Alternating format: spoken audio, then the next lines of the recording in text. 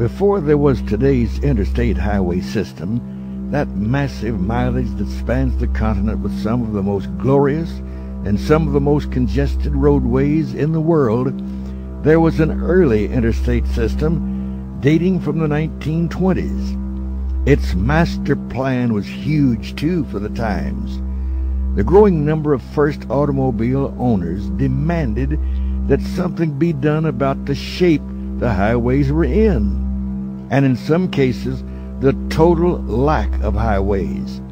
What roads there were widened and repaved, often at local expense. Finally, local groups that had done so much to popularize their regional routes joined the federal bandwagon in pushing for national legislation to create new all-weather roads and to organize them and create an understandable numbering system. But long before the interstates of today, long before the interstates of the 1920s, there was another interstate. As a matter of fact, it was the first and for a long time the only U.S. federally financed interstate highway. This is its story, the story of the Old National Road. The pathway that would eventually become the Old National Road predates the formation of the United States. Native Americans had been trekking through the woods of Maryland and Pennsylvania and making their way over the steep ridges of the Appalachian Mountains for 1,000 years. Part of what would eventually become the Old National Road was originally called Braddock's Road. It had been opened in the 1750s as a trading route to get from Cumberland, Maryland. The Potomac River could get you west from the Atlantic, but there needed to be a cross-land path, a kind of very long portage to get from Cumberland to the French fort at what would later become Pittsburgh on the Ohio. It's said that General Edward Braddock, who fought against the French along with a young army surveyor named George Washington, is buried under the roadway. A commemorative marker stands nearby on US 40 in southern Pennsylvania.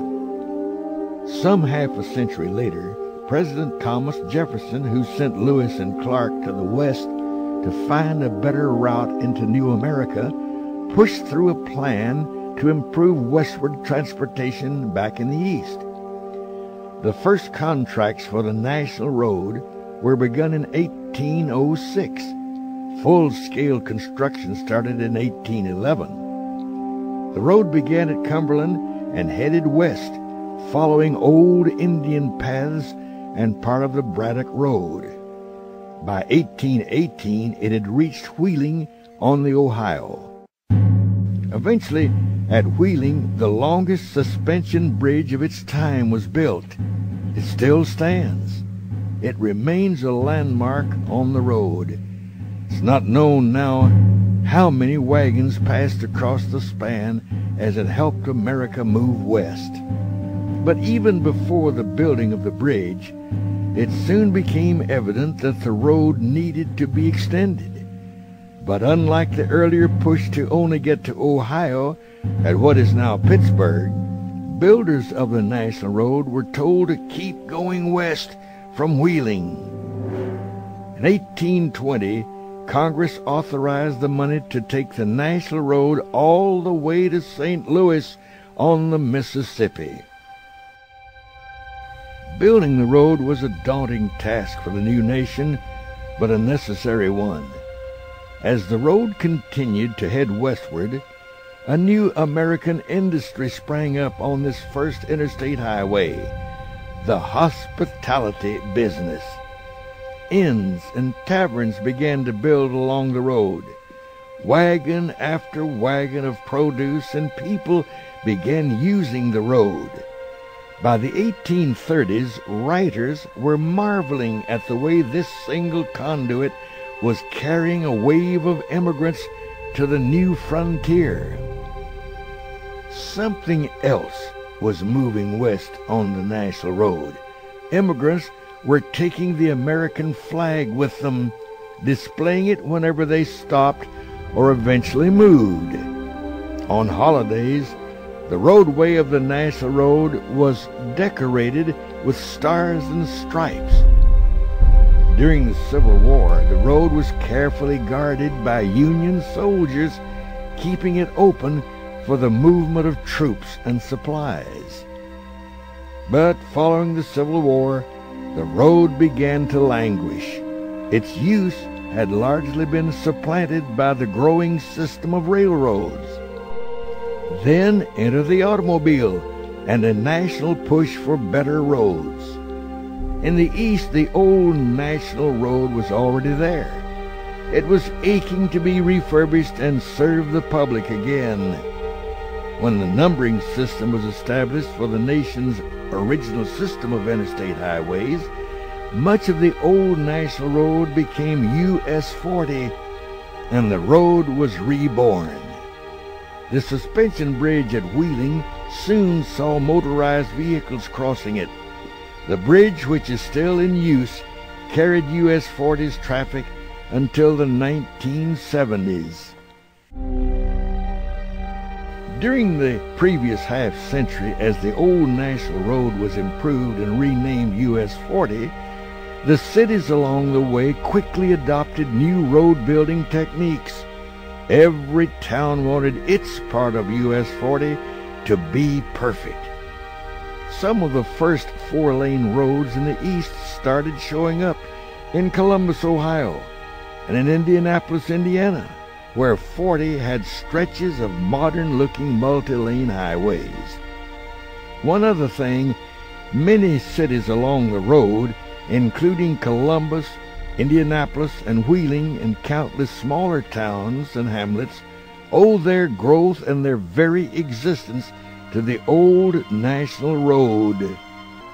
Part of US 40 became prototypes for the eventual standards of the new interstate system envisioned by President Dwight Eisenhower. Piece by piece, section by section, old US 40 was replaced with Interstate 70. Much of the new road was placed parallel to the old roadway. That means that the old road, for the most part, still remains. Historians still trace the road across the states, from Cumberland to St. Louis, or more correctly, to Vandalia, Illinois. But that's another story. As drivers speed through the Midwest, few realize what's on their left or right.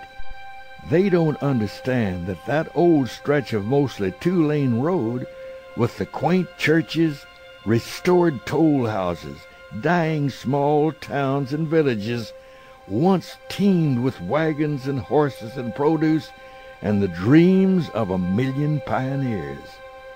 But the old road remains. Ghosts along the old National Road linger in boarded-up buildings from another era. They peer from the windows of long-abandoned motels. They wink at us in the reflectors along the crumbling pavement. They beg us to slow down and look, to drink in a piece of American history long gone, where the hopes of anxious Americans were carried west along with the stars and stripes, along a road that served the young nation well, the road that fueled our westward expansion, the road that beckoned us to pack up our dreams and go west, the road that is still there, waiting for us to visit, waiting for us to remember, the old National Road. I'm Jimmy Weldon.